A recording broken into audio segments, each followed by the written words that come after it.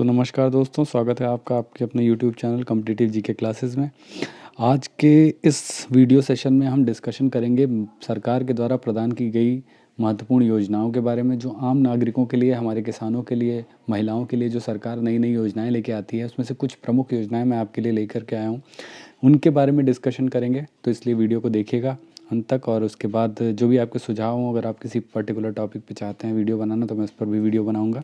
तो पहली जो हमारी योजना है वो किसान पेंशन योजना है।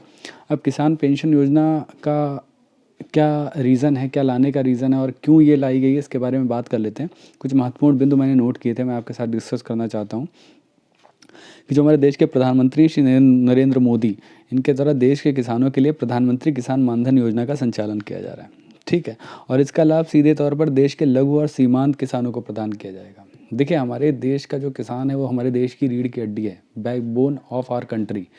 तो हमारे देश के किसानों को एक सुदृढ़ जीवन, सुदृढ़ भविष्य प्रदान करने के लिए जो है हमारे प्रधानमंत्री जी ने किसान मानधन योजना या किसान पेंशन योजना को जो है उनके लिए लाए हैं, इंट्रोड्यूस किया है। अब उनकी आर्थिक समस्याओं को दूर करने के लिए बेसिकली इस जो है पेंशन योजना को लाया गया है। और दूसरी बात, जो हमारे किसान हैं उनके भविष्य को सुरक्षित करने के लिए भी इस योजना को लाया गया है। ठीक है, अब जो हमारा किसान है, जब ये वृद्ध हो जाता है तो उसको उस वृद्धावस्था में उसका सहारा क्या है? तो देश के प्रधानमंत्री श्री नरेंद्र मोदी जी ने ऐसे लघु और सीमांत कृषकों के भविष्य को सुरक्षित करने के लिए पीएम किसान पेंशन योजना का गठन किया है। ठीक है, अब चलिए इसके बारे में पढ़ लेते हैं। इसमें जो है 18 से 40 वर्ष का कोई भी किसान आवेदन कर सकता है। ठीक है, हाँ, ये शर्त यह है कि उस व्यक्ति को किसान होना ज़रूरी है, उसके पास खेती की भूमि होना ज़रूरी है। और इसके अलावा ऐसे किसानों को 60 वर्ष की उम्र के पूरी होने के बाद 3,000 रुपये प्रतिमाह की पेंशन दी जाएगी। और किसानों के द्वारा जो वो अंशदान अपनी जो जमा करते हैं, उससे पेंशन की राशि जो है वो ज़्यादा भी हो सकती है और कम भी हो सकती है। चलिए इस योजना के कुछ महत्वपूर्ण बिंदु हैं, देख लेते हैं। पहली बात तो इस योजना का नाम क्या है? प्रधानमंत्री पेंशन योजना। ठीक है, और किसने शुरू करी? श्री नरेंद्र मोदी जी ने शुरू करी है। लाभार्थी कौन है? देश के छोटे और सीमांत किसान हैं। सहायता राशि 3,000 रुपये प्रति माह दी जाएगी। और आवेदन की प्रक्रिया ऑनलाइन है, जिसका लिंक मैं आपको बता देता हूँ। इसकी वेबसाइट पे आप जा सकते हैं, जो यहाँ पर दी है, मानधन.in। ठीक है, तो ये इसकी वेबसाइट है। यहाँ पर जा कर के भी आप देख सकते हैं किसानों के लिए कौन कौन सी योजनाएं जो है सरकार जो है लाती रहती है योजनाएं। तो ये भी हम देख सकते हैं कि किसानों के लिए पेंशन से रिलेटेड अगर कोई योजना है तो वह कौन सी योजना है दोस्तों? उस योजना का नाम है किसान पेंशन योजना। ठीक है, चलिए बढ़ते हैं अपने अगले टॉपिक की तरफ, अगली योजना की तरफ। यह है अटल पेंशन योजना। ठीक है, देखिए अटल पेंशन योजना जो है, यह योजना बेसिकली हमारे देश में बूढ़े होते हुए नागरिकों के लिए है। ठीक है, इनको सामाजिक सुरक्षा प्रदान करने का इसका लक्ष्य है। ठीक है, और इसका लाभ जो है निम्न और मध्यम वर्ग के लोग प्राप्त कर सकते हैं। यह योजना समाज के ऐसे लोगों को बचत और निवेश करने के लिए प्रोत्साहित करती है। जो हमारा मिडिल वर्ग है, मिडिल क्लास फैमिलीज़ हैं, उनके लिए है। और जो हमारे लोअर क्लास फैमिलीज़ हैं, लोअर मिडिल क्लास हैं, उनके लिए भी ये योजना है। और इस योजना का सबसे बड़ा फ़ायदा समाज के गरीब लोगों को मिलेगा। ठीक है, देखिए गरीबों के लिए सरकार ने बहुत सारी चीज़ें की हैं। अभी कोरोना काल में गरीबों को मुफ्त राशन बांटने की जो स्कीम चलाई थी सरकार ने, अभी वो उसको कंटिन्यू करने वाली है। गरीबों के लिए आवास योजना वगैरह भी सरकार के लक्ष्य में है, निहित है। और उसके अलावा श्रमिक कार्ड भी सरकार ने बनवाए थे। तो बहुत सारे काम जो है गरीबों के लिए कर रही है सरकार। और ये जो योजना है अटल पेंशन योजना, इसमें क्या होगा? इसमें भारत सरकार ने 5 साल तक अंशदाता के अंशदान का 50%, ठीक है, या 1,000 रुपये जो कमों से योगदान देने का निर्णय लिया है। ठीक है, और इसके लिए एक शर्त है, एक कंडीशन है, वो मैं आपको बता देना चाहता हूँ। इस अटल पेंशन योजना का लाभ उन्हीं लोगों को मिलेगा जो आयकर दाता ना हो। समझ रहे हैं ना? अगर आप इनकम टैक्स पे करते हैं तो you are not eligible for Atal pension Yojana. अब इसके कुछ महत्वपूर्ण बिंदु देख लेते हैं। योजना का नाम क्या है? योजना का नाम है अटल पेंशन योजना। शुरुआत कब हुई थी? 1 जून 2015 को हुई थी। शुरू किसने की थी? प्रधानमंत्री नरेंद्र मोदी जी ने की थी। लाभ बचत खाता, और लाभार्थी कौन है? वरिष्ठ नागरिक। ठीक है, चलिए बढ़ते हैं। अगर इसके लिए आपको आवेदन करना है तो इसके लिए जनसुरक्षा.government.in ये सरकार की वेबसाइट है, वहाँ पर जा करके इसको देख सकते हैं। इसको APY के नाम से भी सर्च कर सकते हैं। APY मतलब अटल पेंशन योजना। चलिए बढ़ते हैं अपनी अगली योजना की तरफ, आयुष्मान भारत योजना। देखिए ये आयुष्मान भारत योजना, आयुष्मान कार्ड आपने बहुत सुना होगा। आयुष्मान भारत योजना के बारे में आपको जानना बहुत ज़रूरी है क्योंकि एक बहुत महत्वपूर्ण योजना है। अब महत्वपूर्ण मैं इसलिए कह रहा हूँ क्योंकि यह योजना भारत के बहुत से लोगों को, जो बहुत से हमारे लोअर मिडिल क्लास और पुअर पीपल हैं, उनको यह जो ये आयुष्मान भारत योजना है, यह उनको सीधे रूप से, प्रत्यक्ष रूप से उनकी स्वास्थ्य से जुड़ी सभी समस्याओं को दूर करने के लिए एक बहुत बड़ा बेंचमार्क बन सकती है। अब कैसे बन सकती है इसके बारे में डिस्कस करते हैं। देखिए 2018 के बजट में इस योजना में जो योजनाएं, कई सारी योजनाएं उसमें प्रस्तुत की गई थी, उसमें से एक योजना ये थी आयुष्मान भारत योजना। ठीक है, और ये भारत सरकार की सबसे महत्वाकांक्षी योजनाओं में से एक है। क्यों है, अब मैं बताता हूँ। इसके लिए सीधे, इसका जो सीधा एक तरह से कह सकते हैं लाभ है, वो 10 लाख परिवारों तक पहुंचाने का लक्ष्य है जो सरकार का है। और आर्थिक रूप से जो कमज़ोर लोग हैं उनको सहायता प्रदान करने का भी इसका लक्ष्य है। ठीक है, इसका जो बेसिक लक्ष्य है उसके बारे में बात कर सकते हैं कि जैसे हमारे देश के जो गरीब लोग हैं, जिनको स्वास्थ्य सुविधाओं के चलते वो जो स्वास्थ्य सुविधाओं का लाभ नहीं उठा पाते हैं और उनको बहुत सारी दिक्कत होती है, बड़ी बीमारियों से अगर ग्रसित हैं तो वो उतना खर्चा नहीं उठा सकते हैं, सरकार ने ऐसे लोगों के लिए यह योजना आयुष्मान भारत योजना लाई है। ग्रामीण क्षेत्र के जो हमारे लोग हैं, ग्रामीण क्षेत्र के लोग, और ज़्यादातर हमारे जो गरीब लोग हैं जैसे मैकेनिक हो गए, रिक्शे वाले हो गए, तो जो ये हमारी जनता है, अगर ये इनको ऐसी सुविधाएँ प्राप्त हो जाएंगी तो इनको बहुत ज़्यादा इससे लाभ मिलेगा। ठीक है, तो इससे 40% भारतीयों का आयुष्मान भारत योजना 2023 तक जोड़ने का टारगेट है सरकार का। ठीक है, इससे पहले इसमें जो था 1 लाख रुपए सरकार देती थी जो मदद के रूप में उनको इलाज के लिए दी जाती थी, लेकिन अब इस जो धनराशि है इसको बढ़ा करके 5 लाख रुपए तक कर दिया गया है। ठीक है, उसको सीधे तौर पर 5 लाख रुपए की धनराशि का लाभ प्राप्त होगा। और केंद्र सरकार इसके अलावा देश में स्वास्थ्य एवं जागरूक केंद्र भी खोलने की योजना बना रही है। तो चलिए इस योजना के बारे में देख लेते हैं। इस योजना का नाम क्या है, आयुष्मान भारत योजना। शुरू किसने की, प्रधानमंत्री नरेंद्र मोदी जी ने शुरू करी। लाभ मतलब 5 लाख रुपए तक निःशुल्क इलाज।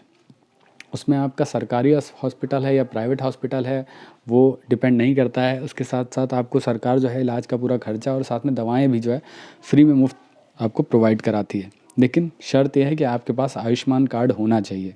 ठीक है, चलिए बढ़ते हैं अपने आगे की ओर, अगले क्वेश्चन की ओर। हाँ, साथ ही साथ आयुष्मान कार्ड से रिलेटेड अगर इसकी हेल्पलाइन नंबर आप पूछते हैं तो 14 555 या इसको 14555 भी कह सकते हैं। ठीक है, ऑफिशियल वेबसाइट क्या है, pmj.gov.in। ठीक है, आगे बढ़ते हैं अपनी चौथी और सबसे महत्वपूर्ण योजना के बारे में बात करते हैं। यह योजना है बेटी बचाओ बेटी पढ़ाओ योजना। कौन सी योजना है, बेटी बचाओ बेटी पढ़ाओ। आपने हर जगह आजकल देखा होगा सरकार का एक बहुत ये फोकस्ड जो है, कहते हैं सरकार इस पर बहुत फोकस कर रही है इस योजना के ऊपर, बेटी बचाओ बेटी पढ़ाओ। और बहुत ज़रूरी भी है, मेरे हिसाब से ये टॉपिक बहुत ज़रूरी है। बेटियों के बारे में बात करना भारत के भविष्य को बचाने के लिए बहुत ज़रूरी है। क्योंकि होता क्या है, पहले इसके बारे में थोड़ा डिस्कशन कर लेते हैं, सरकार को ज़रूरत क्यों पड़ी। देखिए, एक होता है लिंगानुपात, जिसे हम कहते हैं ना प्रति 1000 आदमियों पे औरतों की संख्या क्या है। ठीक है, तो जनगणना जो थी हमारी 2001 में जो जनगणना हुई थी उसमें 1000 लड़कों में 927 लड़कियां थी। लेकिन जो 2011 की जनगणना हुई उसमें प्रति 1000 लड़कों में 918 लड़कियों की संख्या ही रह गई। और यह एक चिंताजनक विषय है। भाई एक बात बताइए, एक समाज के लिए स्त्री और पुरुष दोनों का होना बहुत ज़रूरी है। आप किसी समाज को सिर्फ पुरुष ही नहीं चला सकते और किसी समाज को सिर्फ स्त्री नहीं चला सकती। लेकिन भारत की जो एक पुरुष प्रधान देश की जो इसको एक टैग मिला है, मेरे हिसाब से कहीं ना कहीं ये एक फैक्टर है जहाँ पर लड़कियों को हम पैदा होते ही मार देते थे या लड़कियों को हम भ्रूण में ही हत्या करवा देते थे, जिसकी वजह से हमारे देश में लड़कियों का अनुपात जो है कम हो गया था। और यह बहुत ही गलत था। क्यों? क्योंकि आप किसी के जेंडर के अकॉर्डिंग उसको डिस्क्रिमिनेट नहीं कर सकते। ठीक है, तो सबसे इम्पोर्टेंट बात क्या है इस बेटी बचाओ बेटी पढ़ाओ योजना की, उसके बारे में डिस्कस कर लेते हैं कि इसका शुभारंभ श्री नरेंद्र मोदी जी ने 22 जनवरी 2015 में किया था। ठीक है, और बेटी बचाओ बेटी पढ़ाओ योजना को लागू करने का मुख्य उद्देश्य लोगों को जागरूक करना है। देखिए, जागरूकता बढ़ेगी जब हम किसी चीज़ के बारे में अवेयर होंगे, तभी हम जान पाएंगे कि उस चीज़ से रिलेटेड हमें कौन सा स्टेप लेना चाहिए नहीं लेना चाहिए। अब आप देखिए, हर क्षेत्र में लड़कियां आजकल बहुत अच्छा कर रही हैं, वो कोई भी क्षेत्र उठाकर आप देख लीजिए। ठीक है, और भारत जैसा कि आप जानते हैं चाइना के बाद दूसरी सबसे ज़्यादा पॉपुलेटेड कंट्री है। ठीक है, तो ज़रूरी ये भी है और कुछ दिन बाद तो हम लोग चाइना को भी क्रॉस करने वाले हैं, जिस तरह से हमारे देश की जनसंख्या बढ़ रही है। ठीक है, लेकिन लड़कियों का अनुपात जो हमारे देश में है वो कम हो रहा है और यह नहीं होना चाहिए। क्यों? क्योंकि लोगों के अंदर बहुत ज़्यादा अंधविश्वास भरा हुआ है, ठीक है? और जहाँ पर अंधविश्वास होगा वहाँ पर कहीं न कहीं वो पतन के रास्ते की ओर ले जाता है, ठीक है? तो लड़कियों को ज़्यादा महत्व देना, लड़कों को ज़्यादा महत्व देना और लड़कियों को कम महत्व देना, ये मानसिकता हमारे समाज में बहुत पहले से चली आ रही है। लेकिन इस मानसिकता को बदलना पड़ेगा। हालाँकि लोग बदल रहे हैं, लेकिन अभी भी रूरल क्षेत्र में जो है, हमारे ग्रामीण क्षेत्र है, वहाँ पर लोगों को अभी भी जो है ये उनके दिमाग से ये चीज़ें जा नहीं पाई हैं। तो यही एक जागरूकता प्रोग्राम है जो सरकार चला रही है, ठीक है? अब भ्रूण हत्या, सरकार ने इसको एक गैर कानूनी अपराध बना रखा है, ठीक है? कि आप भ्रूण में लिंग की जांच और ये सब भ्रूण हत्या वगैरह नहीं कर सकते, जघन्य अपराध की श्रेणी में इसको रखा जाता है, ठीक है? तो ये सब भी लोग करते हैं और इस सब को रोक लगाने के लिए, लोगों को इस चीज़ के लिए अवेयर करने के लिए ही इस बेटी बचाओ बेटी पढ़ाओ योजना को सरकार लेकर के आई है। अब देखिए इसके महत्वपूर्ण बिंदु देख लेते हैं। नाम इसका बेटी बचाओ बेटी पढ़ाओ योजना शुरू कब की गई थी? 22 जनवरी 2015 को प्रधानमंत्री श्री नरेंद्र मोदी जी ने इसको शुरू किया था। उद्देश्य क्या था? बेटी की आर्थिक स्थिति सुधारने का, ठीक है? और इसकी पात्रता क्या है? 10 साल से कम उम्र की बेटियाँ, जो हमारी 10 साल से कम उम्र की बेटियाँ हैं वो इसके लिए पात्र हैं। इसी के अंतर्गत एक योजना और आती है, सुकन्या समृद्धि योजना। इसके बारे में भी देख लेते हैं दोस्तों। सुकन्या समृद्धि योजना जो है बेटी बचाओ बेटी पढ़ाओ योजना के अंतर्गत प्रदान की जाने वाली महत्वपूर्ण योजना है, ठीक है? अब इस योजना के क्या है, क्यों बनाई गई, इसके बारे में डिस्कस कर लेते हैं। तो जो 10 साल से कम उम्र की हमारी बेटियां हैं, इनका एक बैंक खाता खोला जाएगा, ठीक है? जिसमें आप मिनिमम 1000 रुपये की न्यूनतम धनराशि जमा कर सकते हैं, ठीक है? और इसमें 9.1 वार्षिक चक्रवृद्धि ब्याज भी प्रदान किया जाता है, ठीक है? इसके लिए योग्यता क्या है कि जो आपकी बेटी है उसकी उम्र 10 साल से कम होनी चाहिए, ठीक है? और इसकी देखरेख कौन करेंगे? इसकी देखरेख उसके माता पिता करेंगे। अब इसके लाभ क्या हैं? लाभ बहुत इंपॉर्टेंट हैं, चलिए इसके बारे में डिस्कस कर लेते हैं कि यदि आप बेटी बचाओ बेटी पढ़ाओ योजना के अंतर्गत प्रतिवर्ष इस अकाउंट में 12,000 की धनराशि जमा करते हैं। भाई आप 1,000 रुपया महीना जमा करेंगे, साल के हो गए 12,000। तो इस तरह से 14 वर्षों में आप कितना पैसा जमा करेंगे? 1,68,000 रुपये। लेकिन योजना के अंतर्गत अकाउंट के परिपक्व यानी जब मैच्योर हो जाएगा आपका अकाउंट, तो आपको 6,07,128 रुपये प्रदान किए जाएंगे, ठीक है? वहीं दूसरी तरफ बेटी बचाओ बेटी पढ़ाओ योजना के अंतर्गत अधिकतम 1 साल में आप 1.5 लाख रुपये जमा करवा सकते हैं, ठीक है? और यह आप 14 साल तक जमा करते रहेंगे, तो यानी कि आप 21 लाख रुपए इस खाते में जमा करेंगे और आपका जब खाता मैच्योर हो जाएगा, परिपक्व हो जाएगा, तो आपको इस योजना के अंतर्गत 72 लाख रुपए प्रदान किए जाएंगे। तो एक तरह से ये बेटियों का भविष्य, बेटियों का जीवन बहुत ही ज़्यादा सिक्योर करने के लिए योजना बनाई गई है सरकार के द्वारा। अब बढ़ते हैं अपने अगले पॉइंट की तरफ। 5वीं जो हमारी योजना है, ये गर्भवती महिलाओं के लिए आर्थिक सहायता की योजना है, ठीक है?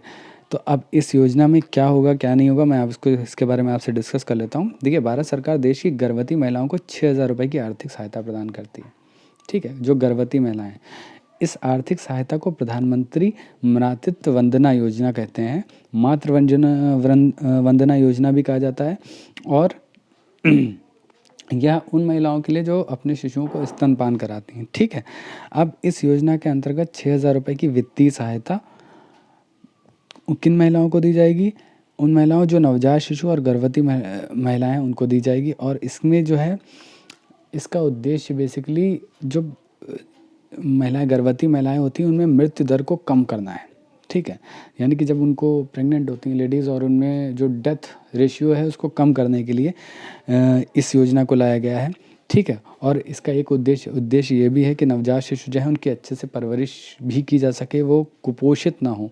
और अगर हमारे देश का भविष्य, हमारे देश के जो बच्चे हैं वही कुपोषित रहेंगे तो देश कभी प्रगति नहीं कर सकता, ठीक है? तो इसके लिए ज़रूरी यही है कि देश को स्वस्थ करने के लिए हमें अपने बच्चों को स्वस्थ करना बहुत ज़रूरी है, ठीक है? तो भारत सरकार के द्वारा चलाई गई यह एक अच्छी पहल है और इसके माध्यम से एक उज्ज्वल भारत का निर्माण भी किया जा सकता है। अब योजना के जो हमारे प्रकार हैं वो देख लेते हैं कि ये केंद्र सरकार की योजना है, महिलाओं और बच्चों का विकास मंत्रालय इसमें जुड़ा हुआ है, ठीक है? और उसके अलावा आवेदन की स्थिति शुरू से कर सकते हैं आप, कोई भी आवेदन कर सकती हैं जो प्रेग्नेंट लेडी हैं। अंतिम तिथि भी इसकी कोई नहीं है। लाभार्थी गर्भवती महिलाएँ हैं। 6,000 रुपये मंथली मिलेगा। और अगर आपको इसकी वेबसाइट जानना है तो wcd.nic.in है। आप